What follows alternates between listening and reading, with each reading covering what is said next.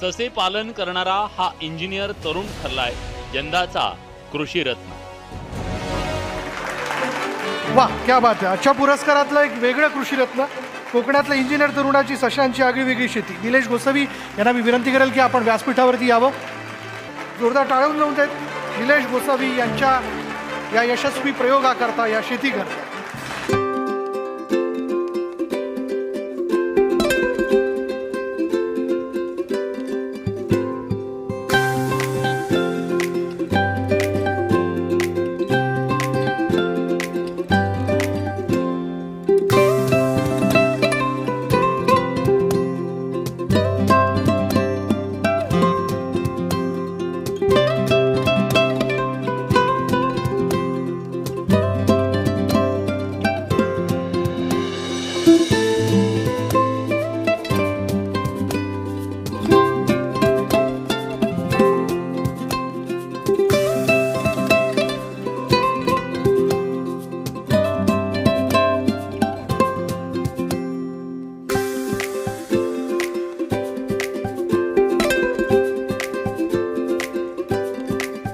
श्रावण मासी हर्ष मानसी हिरवळ दाटे चोहीकडे, क्षणात येते सरसर शिरवे, क्षणात फिरुनी ऊन पुढे।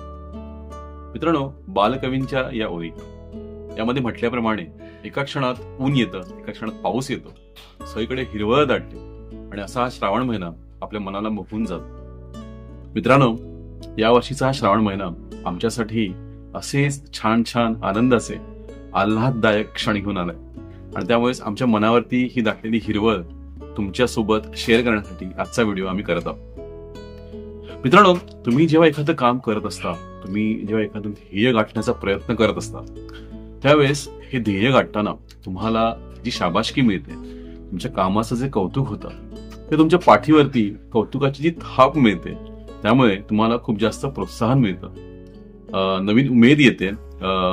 जे तुम्ही कार्य करताय ते कार्य अधिक जोमाने करण्याची शक्ती तुम्हाला मिळते, 10 हत्तींचं बळ तुम्हाला मिळतं आणि तेच तुम्हाला आजच्या व्हिडिओमधून सांगण्याचा आमचा प्रयत्न असणार आहे। मित्रांनो, ऍप्रिसिएशन किंवा शाबासकी किंवा कौतुक at any level, at any age, कुठल्याही क्षणी कुठल्याही वयात कौतुक तुम्हाला ज्यावेळेस मिळतं, ते कौतुक, ती शाबासकी तुम्ही तुमच्या ध्येयापर्यंत पोहोचण्यासाठी जी धडपड करत असता, ते लवकरात लवकर पूर्ण करण्यासाठी तुम्हाला ऊर्जा देतो।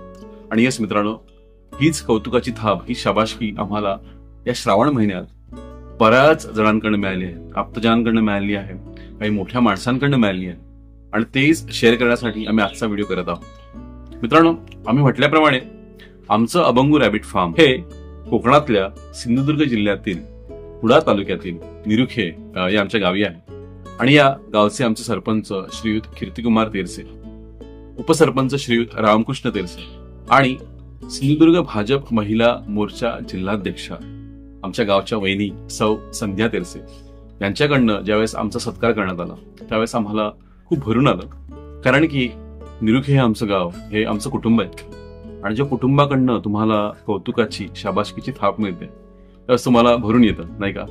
आणि येस, ही कौतुकाची थाप आम्हाला संपूर्ण ग्रामस्थांसमोर देण्यात आली, आमचा सत्कार करण्यात आला, माझा आणि तेजसचा। ते पाहून खूप बरं वाटलं, खूप छान वाटलं। सो सर्वप्रथम आमचे सरपंच श्रीयुत कीर्तिकुमार तेरसे, उपसरपंच श्रीयुत रामकृष्ण तेरसे आणि भाजपच्या जिल्हाध्यक्षा सौ संध्या तेरसे यांचे मनपूर्वक आभार।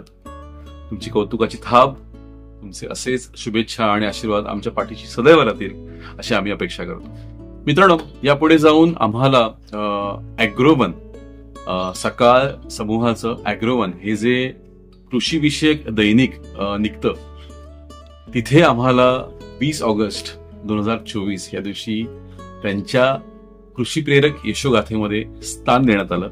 येस, ॲग्रोवनचे पत्रकार श्रीयुत एकनाथ पवार यांनी आमच्या फार्मला भेट दिली आणि ती भेट कव्हर करत असताना त्यांनी आम्हाला आमची स्टोरी ॲग्रोवन या वृत्तपत्रामध्ये, जे दैनिक आहे, त्यामध्ये छापून येणार आहे असं सांगितलंय। मित्रांनो, हा क्षण खूप आनंदाचा होता, कारण की ॲग्रोवन हे जे वृत्तपत्र आहे, जे आय थिंक 2005 मध्ये सुरू झालंय आणि यामध्ये शेतकऱ्यांसाठी रादर कृषी विषयक बरीच आधुनिक तंत्रज्ञान आणि बऱ्याच यशोगाथा या वृत्तपत्रातून प्रदर्शित केल्या जातात।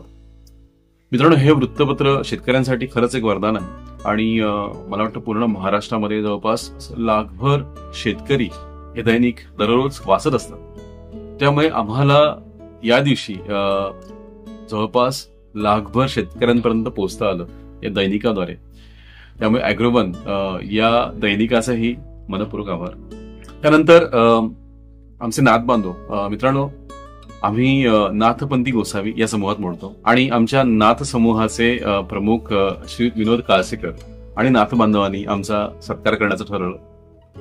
हा सत्कार मुंबईला होता, त्यामुळे काही कारणास्तव मला तिथे पोहोचता आलं नाही. पण माझी बहीण सो कामिनी मंगेश गोसावी आणि माझे भाऊजी मंगेश नामदेव गोसावी यांनी माझ्यातर्फे हा पुरस्कार घेतला. त्यांचेही मनापासून आभार. तुमचं प्रेम, तुमचे आशीर्वाद असेच आमच्या पाठीशी सदैव राहतील अशी आम्ही अपेक्षा करतो.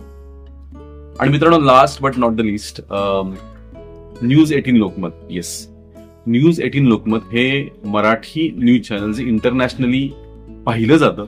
मागल्या काही वर्षापासून शेतीमध्ये जी माणसं काही उल्लेखनीय कामगिरी करत आहेत त्यांच्यासाठी कृषीरत्न हा पुरस्कार दिला जातो. आणि मित्रांनो, या वर्षीच्या कृषीरत्न पुरस्कारांमध्ये आमचंही नाव होतं. ज्यावेळेस हे आम्हाला सांगण्यात आलं त्यावेळेस मिक्स फिलिंग्स होत्या. खूप भरून आलं, खूप आनंद झाला, अभिमान वाटला स्वतःचा की इतक्या मोठ्या लेवलला आमच्या कामाची दखल घेतली जात आहे. मित्रांनो, या कृषीरत्न पुरस्कारामध्ये 12 जणांना, महाराष्ट्रातल्या 12 जणांना हा पुरस्कार देण्यात आला. आणि ही 12 जण शेतीमध्ये इतकं छान काम करतायत, त्यांची कामं बघून खूप भारावून जायला झालं. जवळपास 8 ते 10 वर्ष ही माणसं काम करतायत आणि खूप छान काम करतायत. आणि ज्यावेळेस तुम्हाला यांच्यासोबत बसण्यासाठी स्थान दिलं जातं, यांच्यासोबत तुम्ही स्टेज शेअर करता, त्यावेळेस ती फिलिंग एक वेगळीच असते. आणि खरंच मनपूर्वक आभार न्यूज 18 लोकमत या चॅनलचे.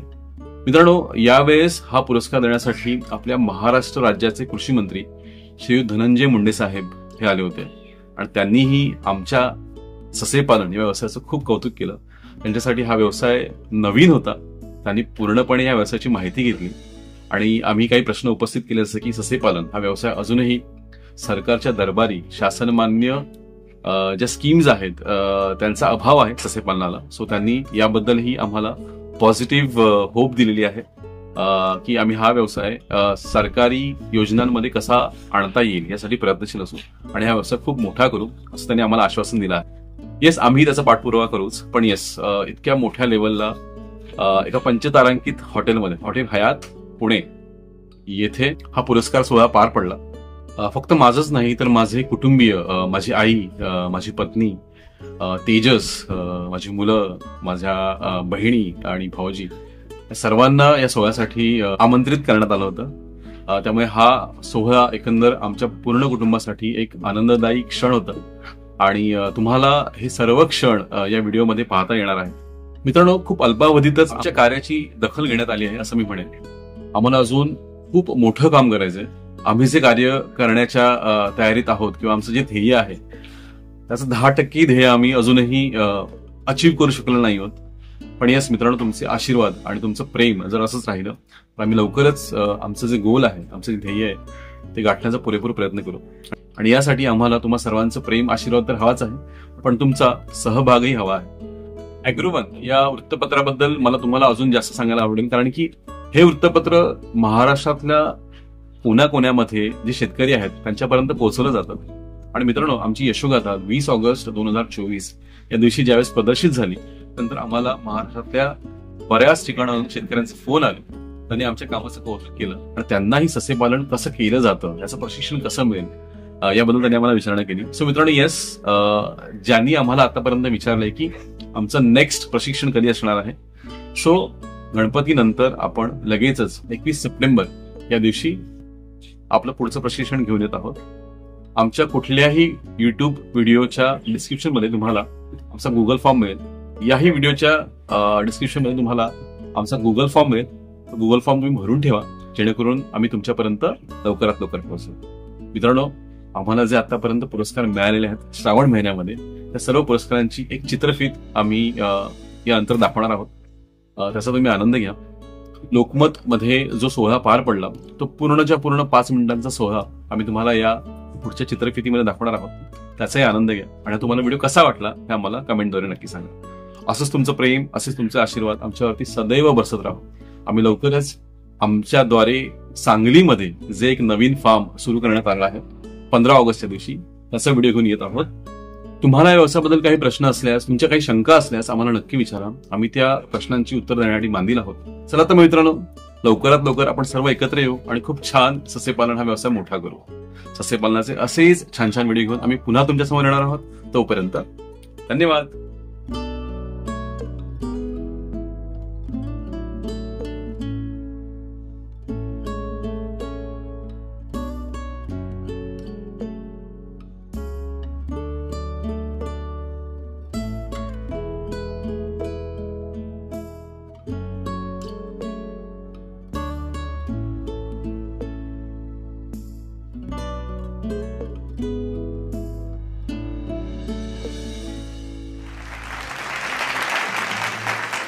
सशाची आणि कासवाची शर्यत सगळ्यांना माहीत आहे, पण सगळ्यांना असं कळलं आतापर्यंत त्या गोष्टीतून की ससा नेहमी हारतो.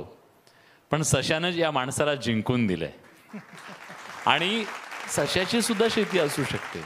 हे तुम्हाला कुठून कळलं आणि तुम्ही हे केलं कसं? अमेरिकेत होतो त्यावेळेस भारतात आल्यानंतर मला काहीतरी शेतीमध्ये करायचं आणि ते काहीतरी वेगळं करायचं या दृष्टीने माझा प्रयत्न चालू होते. आणि त्यावेळेस मला मधुमक्षिका पालन, वराह पालन आणि त्यानंतर ससे पालन हा व्यवसाय दिसला. ससा हा प्राणी खूप खूप इंटरेस्टिंग वाटला मला, कारण की मी आहे मूळचा कोकणातला. सिंधुदुर्ग जिल्ह्यातील कुडाळ तालुक्यातील निरुखे हे माझं गाव आणि आमचं गाव निरुखे म्हणजे निसर्गरूपी खेडे अशी त्याची फोड होते. आणि त्या निसर्गरम्य वातावरणात कोणता प्राणी चांगला वाढू शकतो तर ससा. आणि सशाचं मूळ खाद्य जे आहे ते हिरवा चारा आणि तो आमच्याकडे मुबलक प्रमाणात बनतो. आणि त्यावरती मी ज्यावेळेस अभ्यास करत होतो त्यावेळेस मला असं कळलं की ससा हा प्राणी जो आहे ना हा आपल्याला 3 वेगवेगळ्या व्हर्टिकल्समध्ये विकता येऊ शकतो. जसं की पाळीव प्राणी म्हणून आहे, त्यानंतर मांसासाठी आहे आणि तिसरी गोष्ट आहे लॅबोरेटरीमध्ये. म्हणजे अशा 3 व्हर्टिकल्समध्ये विकला जाणारा प्राणी हा मला वाटतं एकमेव ससा असू शकेल आपण जर सगळे प्राणीजन्य व्यवसाय बघितले तर. दुर्दैवाने अजूनही लोकांना सशाबद्दल खूप गैरसमज आहेत कोकणामध्ये आमच्या, की हा प्राणी देवचाराचा अवतार आहे किंवा हा प्राणी डोळ्यात फुंकला तर तुमचे डोळे जातात, अशाही बऱ्याच आख्यायिका आहेत. मला आवर्जून तेजस कदम हा जो माझा सहकारी आहे, माझा भाऊ आहे मी म्हणेन. म्हणजे कसं मी फ्रंट एंडला आहे पण तो बॅक एंडला आहे. म्हणजे पूर्ण फार्म सांभाळण्याचं काम तेजस करतो. सो त्याचं खूप जास्त श्रेय आहे या सगळ्यामध्ये. चेहरा त्यांचा आहे पण त्यांनी मागे काम करणाऱ्या माणसांना सुद्धा समोर आणलेला आहे. आणि तुम्हाला सुद्धा सांगतो, आता आम्ही दोघं इथं चेहरे दिसतोय पण एक जवळपास 25 ते 30 जणांची टीम आमची मागे काम करते. सस्यपालनाच्या बाबतीमध्ये हे माझ्यासाठी नाविन्यपूर्ण जरी असलं तर ऐकून होतो. आणि ससा घरात पाळायचा इतपत ठीक आहे, पण सस्याचा व्यवसाय होऊ शकतो तो कसा, हा एक माझ्या मनात पडलेला प्रश्न जो होता त्याचं आज यांनी उत्तर देऊन तो उलगडला आहे. सस्यपालनाच्या संदर्भात राज्य सरकार नक्कीच एक नवीन धोरण घेऊन येईल, ज्याचा फायदा तुमच्यासारख्या अनेक या सस्यपालनाच्या माध्यमातून सुद्धा पुढे येण्यासाठी जे तरुण प्रयत्न करतायत त्यांना यशाचं शिखर गाठता येईल. खूप खूप अभिनंदन आणि शुभेच्छा तुम्हाला.